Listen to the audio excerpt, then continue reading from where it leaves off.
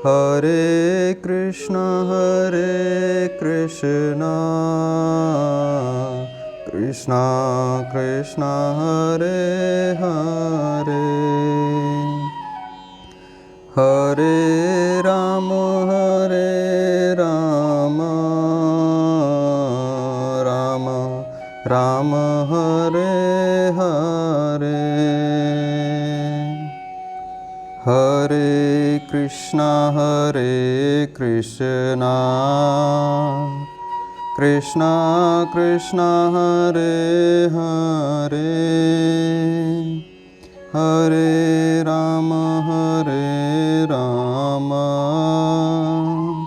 राम राम हरे हरे। ॐ अज्ञानतिमिरान्धस्य ज्ञानाञ्जनशलाकया चक्षुर्मिलितं येन तस्मै श्रीगुरुवे नमः। ॐ वक्रतुण्डमहाकाय सूर्यकोटिसमप्रभ निर्विघ्नं कुरु मे देव सर्वकार्येषु सर्वदा। विघ्नेश्वराय वरदाय सुरप्रियाय लम्बोदराय सकलाय जगद्धिताय नागाननाय श्रुतियज्ञविभूषिताय गौरीसुताय गणनाथाय नमो नमस्ते। देवी सरस्वती महाभागे विद्ये कमललोचने विद्यारूपे विशालाक्षी विद्यां देहि नमोस्तुते। ॐ कृष्णाय वासुदेवाय हरये परमात्मने प्रणतक्लेशनाशाय गोविन्दाय नमो नमः। सच्चिदानन्दरूपाय विश्वोत्पत्त्यादिहेतवे तापत्रयविनाशाय श्रीकृष्णाय वयं नमः। कस्तूरीतिलकं ललाटपट्टले वक्षस्थले कौस्तुभं नासाग्रे वरमौक्तिकं करतले वेणुकरे कङ्कणं सर्वाङ्गे हरिचन्दनं सुललितं कण्ठे च मुक्तावली गोपस्त्रीपरिवेष्टिते विद्यते गोपालचूडामणि।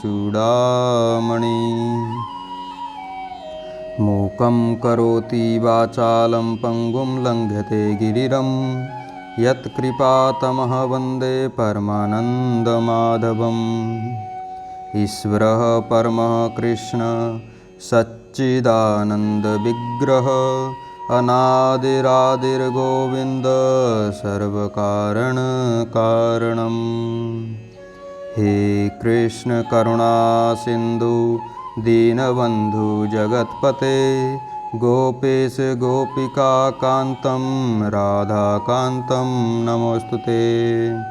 तप्त कांचन गौरांगी श्रीराधे वृन्दावनेश्वरी वृषभानुसुते देवी प्रणमामि हरिप्रिये। लोकाभिरामं रणरङ्गधीरं राजीवनेत्रं रघुवंशनाथं कारुण्यरूपं करुणाकरं तं श्रीरामचन्द्रं शरणं प्रपद्ये। अतुलितबलधामं हेमशैलाभदेहं धनुजवनकृशानुं ज्ञानिनामग्रगण्यं सकलगुणनिधानं वानराणामधीशं रघुपतिं प्रियभक्तं वातजातं नमामि। मनोजवं मारुतुल्यवेगं जितेन्द्रियं बुद्धिमतां वरिष्ठं वातात्मजं वानरयूथमुख्यं श्रीरामदूतं शरणं प्रपद्ये। वाञ्छाकल्पतरुभ्यश्च कृपासिन्धुभ्येव च पतितानां पावनेभ्यो वैष्णवेभ्यो नमो नमः। हरे कृष्णा कृष्णा कृष्णा हरे हरे, हरे राम राम राम हरे हरे। हरे कृष्णा कृष्णा कृष्णा हरे हरे, हरे राम राम राम हरे हरे। त्वमेव माता च पिता त्वमेव त्वमेव बन्धु च सखा त्वमेव त्वमेव विद्या द्रविणं त्वमेव त्वमेव सर्वं मम देवदेवा। चिन्तामणि प्रक्रंसदसु कल्पवृक्ष लक्षावृतेषु सुरभिर्भिपालयन्तं लक्ष्मीसहस्रशतसम्भ्रमसेव्यमानं गोविन्दमादिपुरुषं तमहं भजामि। गोलोकधामाधिपतिं परेशं परात्परं त्वां शरणं व्रजाम्यहम्।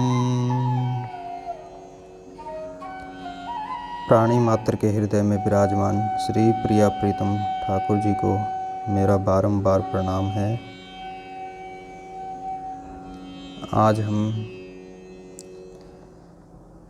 श्रवण करेंगे श्री महर्षि गर्गाचार्य द्वारा रचित गर्ग संहिता के अनुसार गर्ग संहिता के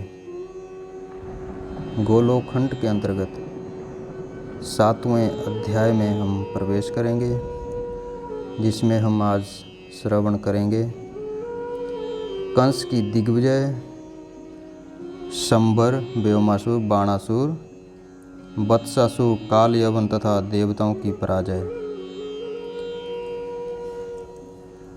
श्री नारद जी कहते हैं, राजन, तदंतर कंस पहले के जीते हुए प्रलंब आदि अन्य दैत्यों के साथ संभ्रासुर के नगर में गया।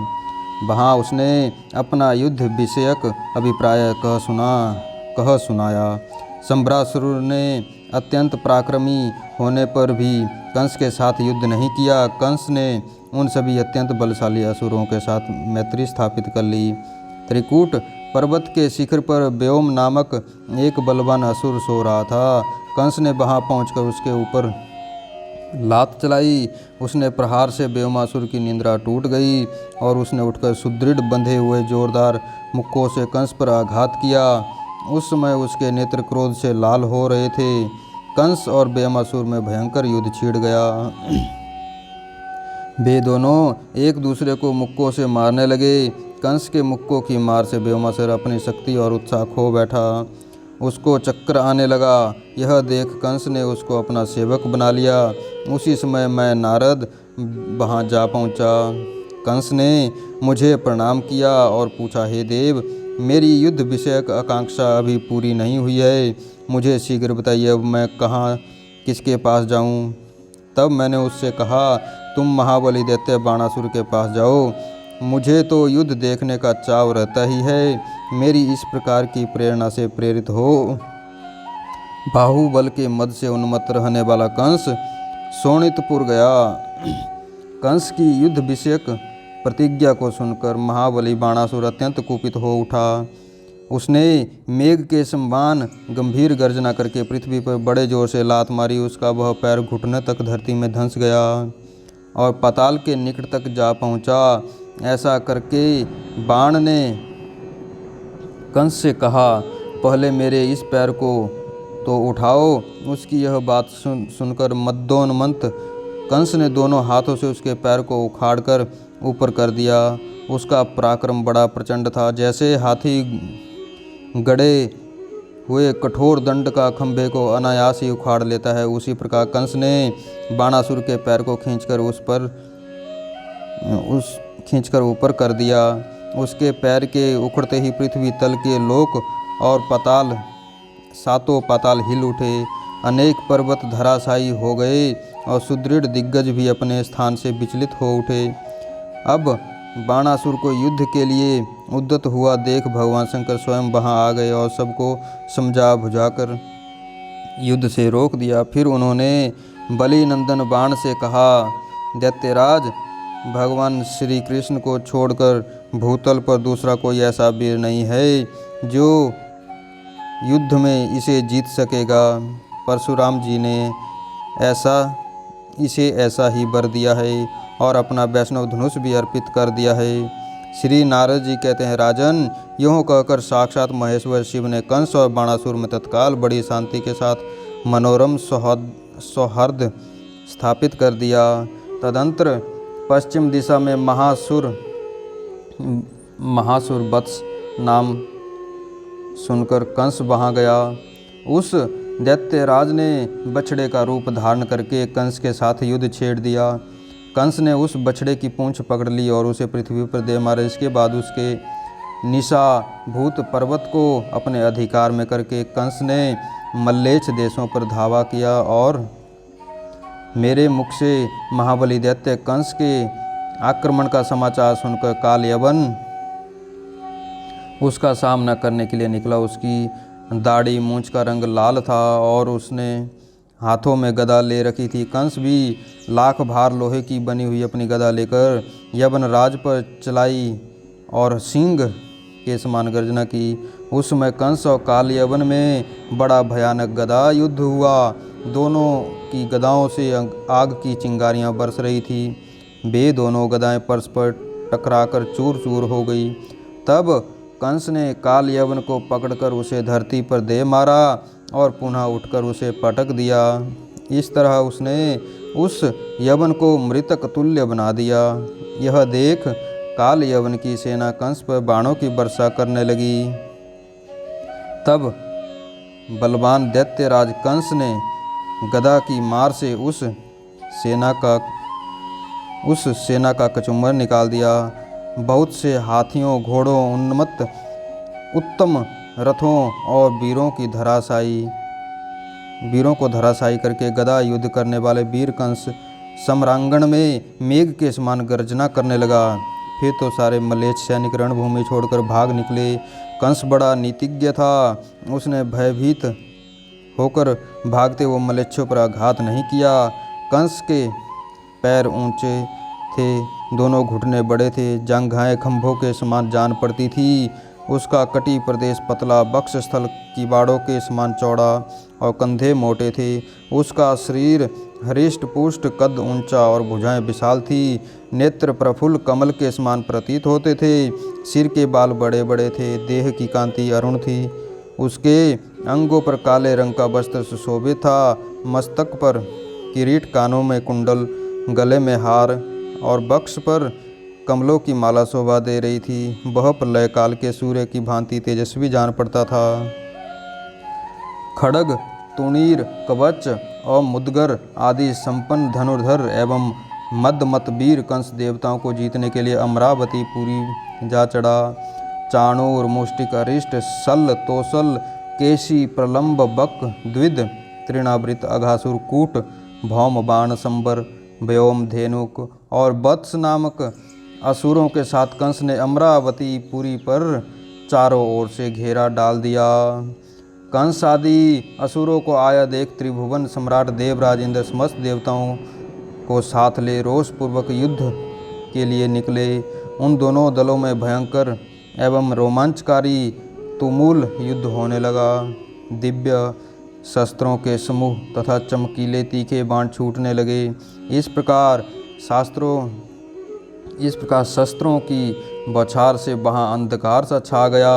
उस समय रथ पर बैठे हुए सुरेश्वर इंद्र ने कंस पर विद्युत के समान कांतिमान 100 धारों वाला वज्र छोड़ा, किंतु उस महान असुर ने इंद्र के वज्र पर मुग्धर से प्रहार किया। इससे वज्र की धाराएं टूट गई और वह युद्ध भूमि में गिर पड़ा। तब वज्रधारी ने वज्र छोड़कर अपने रोष के साथ तलवार हाथ में ली और भयंकर सिंहनाद करके तत्काल कंस के मस्तक पर प्रहार किया। परंतु जैसे हाथी को फूल की माला मारा जाए और उसको कुछ पता न लगे, उसी प्रकार खड्ग से आहत होने पर भी कंस सिर पर खरोंच तक नहीं आई। उस दैत्यराज ने अष्ट धातुमयी मजबूत गदा, जो लाखों भार लोहे के बराबर भारी थी, लेकर इंद्र पर चलाई। उस गदा को अपने ऊपर आती देख नमुची सुदन वीर देवेंद्र ने तत्काल हाथ से पकड़ लिया और उसे उस दैत्य पर ही दे मारा। इंद्र के रथ का संचालन मातली कर रहे थे और देवेंद्र शत्रु दल का दलन करते हुए युद्ध भूमि में विचर रहे थे। कंस ने परिघ लेकर असुरद्रोही इंद्र के कंधे पर प्रहार किया। उस प्रहार से देवराज क्षण भर के लिए मूर्छित हो गए। उस समय समस्त मरुद्रोण ने गीध के पंख वाले चमकीले बाण समूहों से कंस को उसी प्रकार ढक दिया जैसे वर्षा काल के सूर्य को मेघ मालाएं आच्छादित कर देती है। यह देखकर 1000 भुजाओं से युक्त बलवान वीर बाणासुर ने बारंबार धनुष की टंकार करते हुए अपने बाण समूहों से उन मरुद्रोण को घायल करना आरंभ किया। बाणासुर भी बसु रुद्र आदित्य तथा अन्य देवता एवं ऋषि चारों ओर से टूट पड़े और नाना प्रकार के शस्त्रों द्वारा उस पर प्रहार करने लगे। इतने में प्रलंब आदि असुरों के साथ गर्जना करता हुआ भौमासुर आ पहुंचा। उसके उस भयानक सिंहनाद से देवता लोग मूर्छित होकर भूमि पर गिर पड़े। उस समय देवराज इंद्र शीघ्र उठ गए और लाल आंखें लिए ऐरावत हाथी पर आरूढ़ हो उस मदमत गजराज को कंस की ओर उसे कुचल डालने के लिए प्रेरित करने लगे। अंकुश की मार से कुपित हुआ वह गजराज शत्रुओं को अपने पैरों से मार कर युद्ध भूमि में गिराने लगा। उसके गले में घंटे बंधे हुए थे। वह किंकणी जाल तथा रत्नमय कंबल से मंडित था।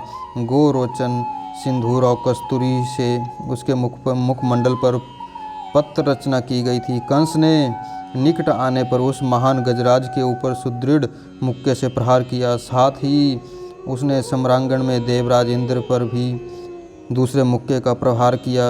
इससे मुक्के की मार खाकर इंद्र ऐरावत से दूर जा गिरे। ऐरावत भी धरती पर घुटने टेक कर व्याकुल हो गया। फिर तुरंत ही उठकर गजराज ने दैत्यराज कंस पर दांतों से आघात किया और उसे सूंड पर उठाकर कई योजन दूर फेंक दिया। कंस का शरीर वज्र के समान सुदृढ़ था। वह उतनी दूर से गिरने पर भी घायल नहीं हुआ। उसके मन में किंचित व्याकुलता हुई, किंतु रोष से ओंठ फड़फड़ाता अत्यंत जोश में भरकर वह पुनः युद्ध भूमि में जा पहुंचा। कंस ने गजराज ऐरावत को पकड़कर सम्रांगण में धराशायी कर दिया और उसकी सूंड मरोड़कर उसके दांतों को चूर चूर कर दिया। अब तो ऐरावत हाथी उस सम्रांगण से तत्काल भाग चला। वह बड़े बड़े वीरों को गिराता हुआ देवताओं की राजधानी अमरावतीपुरी में जा घुसा। तदंतर दैत्यराज कंस ने वैष्णव धनुष पर प्रत्यंचा चढ़ाकर बाण समूहों तथा धनुष की टंकारों से देवताओं को खदेड़ना आरंभ किया। कंस की मार पड़ने से देवताओं के होश उड़ गए और वे चारों दिशाओं में भाग निकले। कुछ देवताओं ने रणभूमि में अपनी शिखाएं खोल दी और हम डरे हुए हैं, हमें न मारो, इस प्रकार कहने लगे। कुछ लोग हाथ जोड़कर अत्यंत दीन की भांति खड़े हो गए और अस्त्र शस्त्र नीचे डालकर उन्होंने अपने अधोवस्त्र की लांग भी खोल डाली। कुछ लोग अत्यंत व्याकुल हो युद्ध स्थल में राजा कंस के सन्मुख खड़े होने तक का साहस न कर सके। इस प्रकार देवताओं को भागा हुआ देख वहाँ के छत्र युक्त सिंहासन को साथ लेकर नरेश्वर कंस समस्त दैत्यों के साथ अपनी राजधानी मथुरा को लौट आया। इस प्रकार गर्ग संहिता में गोलोक खंड के अंतर्गत नारद बहुलाश्व संवाद में कंस की दिग्विजय नामक 7वां अध्याय पूरा हुआ। हरे कृष्ण कृष्ण कृष्ण हरे हरे, हरे राम